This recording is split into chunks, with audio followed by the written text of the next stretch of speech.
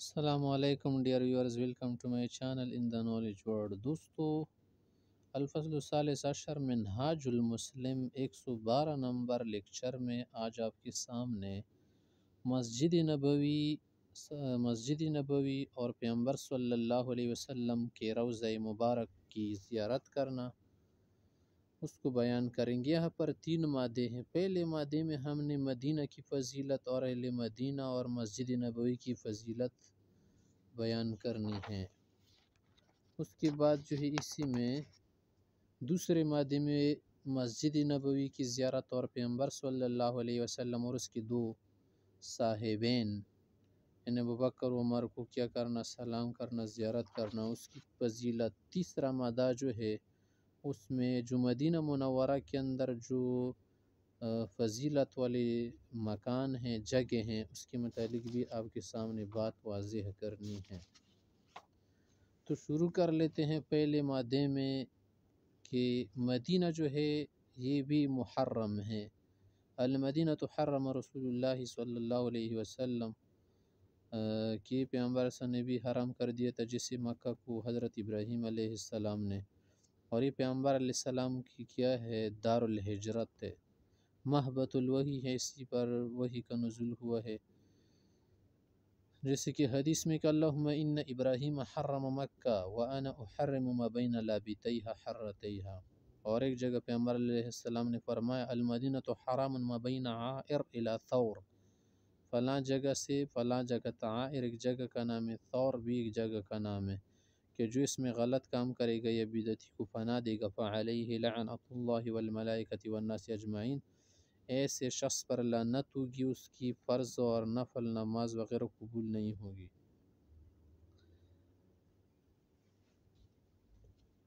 تو یہ اس کی فضیلت ہے۔ اور پیغمبر علیہ السلام نے فرمایا خیر ایسا دور آئے گا کہ ان الایمان لیأرز الی المدینہ کما تأرز الحیۃ الی جحرہا، ایمان جو ہے مدینہ کی طرف سمیٹ کر آئے گا۔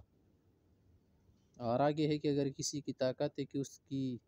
موت آئے تو مدینہ میں آئے، من استطاع منکم ان یموت بالمدینہ فلیفعل فانی اشہد لمن مات بہا،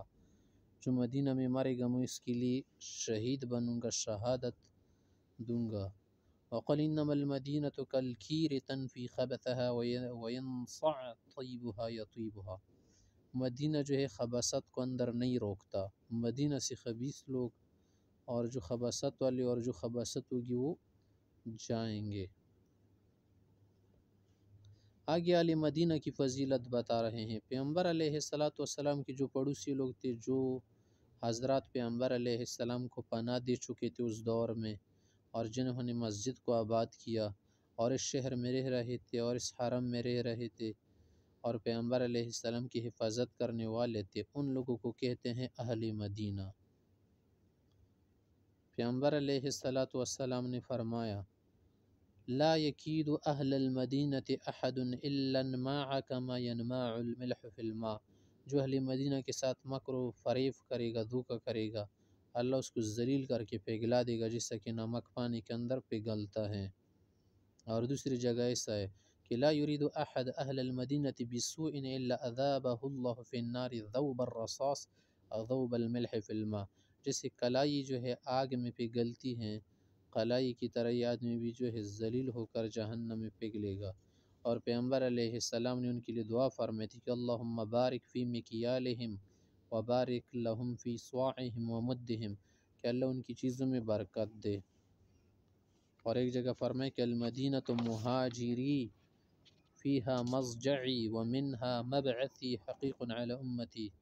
حفظ جیران ما لم يرتکب الکبائر من حفظهم کنت لهم شفیعا وشہیدا یوم القیامہ، جو ان کی حفاظت کرے گا اہل مدینہ کی تو میں اس کی کیا کروں گا، سفارشی بنوں گا۔ مسجد نبوی کی فضیلت ہم جو ہے اس مادے کے اندر تیسرے نمبر پر بتانے والے ہیں۔ مسجد نبوی ان 3 مساجد میں سے ہے جن کا ذکر قرآن کریم میں بھی آیا ہے، اور اس جگہ بھی کہ سبحان الذی اسری بعبدہ لیلا من المسجد الحرام الی المسجد الاقصی الذی بارکنا حولہ، یہاں پر اقصی مسجد نبوی کی طرف اشارہ ہے کیونکہ اس میں تفضیل کا صیغہ ہے، اور جو مکے میں ہوتا ہے نا تو مسجد اقصی اس کے لیے مسجد نبوی بنتی ہے، اور مسجد اقصی بیت المقدس کو بھی بولتے ہیں۔ تو یہاں پر مسجد اقصی کا جو لفظ ہے نا دونوں کو شامل ہوگا، مسجد نبوی کو بھی شامل ہوگا اور مسجد اقصی بیت المقدس کو بھی شامل ہوگا۔ تو مسجد نبوی بھی اس کے ضمن میں ہے، اور پیغمبر علیہ السلام نے فرمایا کہ صلاۃ فی مسجد ھذا افضل من الف صلاۃ فی ما سواہ، کہ مسجد نبوی میں ایک نماز پڑھنا 1000 نمازوں سے بہتر ہے۔ تو ان 3 مساجد میں سے دوسری مسجد ہے۔ پیغمبر علیہ السلام کی حدیث ہے کہ لا تشد الرحال الا الى 3 مساجد، مسجد حرام، مسجد ھذا والمسجد الاقصی۔ ان 3 مساجد تک اگر کوئی سفر کی نیت سے جائے تو جا سکتا ہے۔ باقی مساجد فضیلت میں برابر ہے، ہاں جامع مسجد میں نماز 500 درجے میں برابر ہوتی، مگر محلی کی مسجد میں نماز پڑھنا افضل و اولیٰ ہے۔ اور اپنے روضہ شریفہ کی بھی فضیلت بیان فرمائی ہے کہ ما بین بیتی و منبری روضۃ من ریاض الجنہ، اور ایک جگہ فرمایا کہ من صلی فی مسجد ھذا 40 صلاۃ لا تفوتہ صلاۃ کتب له براءۃ من النار و براءۃ من العذاب و براءۃ من النفاق، کہ جو 40 نمازیں صحیح طرح سے پڑھے گا تکبیر اللہ کے ساتھ مسجد نبوی میں تو جہنم سے بھی بچ جائے گا، عذاب سے بھی اور منافقت سے بھی خلاصی پائے گا۔ دوسرے مادے کے اندر مسجد نبوی کی زیارت اور پیغمبر علیہ السلام کو سلام کرنا۔ مسجد نبوی کی زیارت جو ہے ایک مختلف عبادت ہے اور خصوصی عبادت ہے، دوسری عبادت کی طرح اس کے لیے بھی نیت ضروری ہے، کیونکہ تمام عبادات نیت سے ہی متعلق ہے۔ تو مسجد نبوی کی زیارت میں اللہ کے تقرب کی نیت کرے گا، اور پیغمبر علیہ السلام کے محبت کی وجہ سے وہاں جائے گا۔ تو جب وہاں جائے گا نا تو دائیں پاؤں سے داخل ہوگا، جیسے کہ سنت طریقہ مساجد میں، اور یہ پڑھے گا بسم اللہ والصلاة والسلام علی رسول اللہ، اللہم اغفر لی ذنوبی وافتح لی ابواب رحمتک، کی پڑھ لے۔ پھر روضہ شریفہ کے پاس جائے اگر جگہ ہو اور نہ کسی ناحیے میں کھڑے ہو کہ 2 رکعت نماز پڑھ لے وغیرہ، پھر حجرہ شریفہ کی طرف جائے، حجرہ شریفہ جہاں پر آپ علیہ السلام مدفون ہے، آپ علیہ السلام کو کیا کرے؟ سلام کرے، السلام علیک یا رسول اللہ، السلام علیک یا نبی اللہ، السلام علیک یا خیرت خلق اللہ، یا خیرت خلق اللہ، السلام علیک ایھا النبی ورحمۃ اللہ وبرکاتہ، اشہد ان لا الہ الا اللہ واشہد انک عبد اللہ ورسولہ، قد بلغت الرسالہ وادیت الامانہ ونصحت الامہ وجاہدت فی اللہ حق جہادہ، صلی اللہ علیک وعلی آلک وازواجک وذریاتک وسلم تسلیما کثیرا کثیرا۔ یہ بھی پڑھ سکتے ہیں، السلام علیک یا رسول اللہ، عام الفاظ میں بھی پڑھ سکتے ہیں، زیادہ نہیں آتا ہو اور اپنے پاس لکھ کر بھی جا سکتے ہیں۔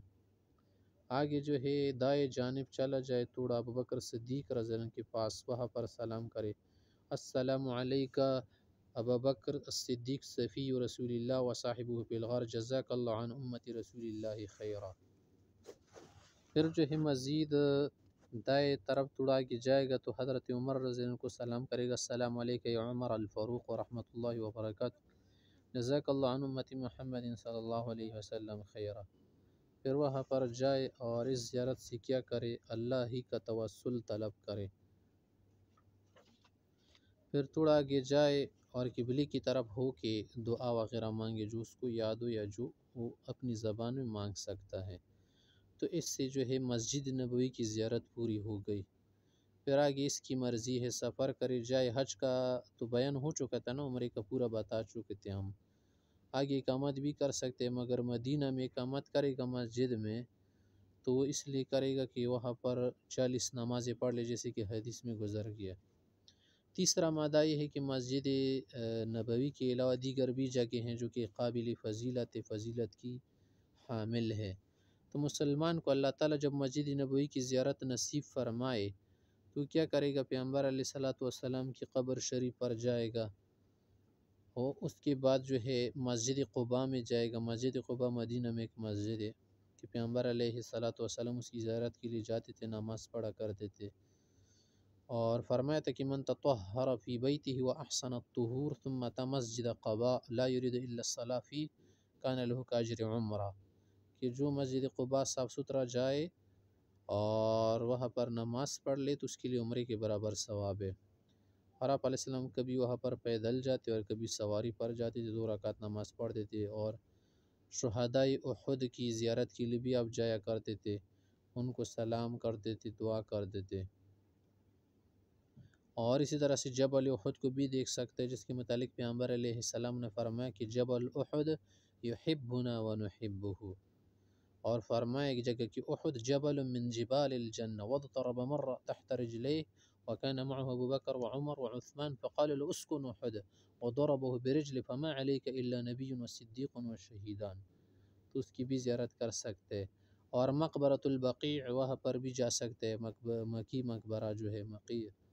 وہاں پر جو ہے ان لوگوں کو سلام کرے، جیسے کہ صحیح مسلم وغیرہ میں آیا ہے کہ وہاں پر بہت سارے نیک لوگ صحابہ تابعین مدفون ہیں۔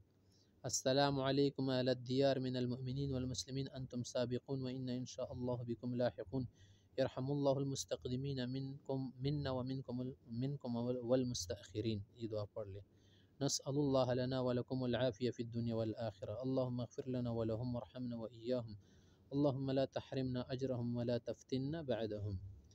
تو یہ تھا حضرات محترم، ہم نے آپ کے سامنے دیکھے حج کا پورا بیان کیا تھا 2 ویڈیوز کے اندر، اگر آپ صحیح طرح سے دیکھ لیں تو آپ کو پورا سمجھ آ جائے گا۔ پھر اس کے بعد مدینہ میں جا کر مسجد نبوی میں کیا کریں گے، روضہ شریف میں جا کر کیا کریں گے، مسجد قباء ہے، جبل احد جنت البقیع کا مقبرہ ہے، اور احد والے اصحاب ہے تو ان کے پاس بھی جا سکتے سلام وغیرہ کر کے۔ تو یہ تھا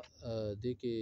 اماکن فاضلہ کی فضیلت۔ آگے جو ہے انشاءاللہ کل ہم اضحیہ عقیقہ کے متعلق مسائل آپ کے سامنے واضح کریں گے، قربانی کی کیا مسائل ہے، عقیقہ کی کیا مسائل ہے، اور کیا احکام ہیں۔ تو بالترتیب جو ہے یہ باب کل انشاءاللہ ختم ہو جائے گا، پھر معاملات کا باب انشاءاللہ شروع کریں گے۔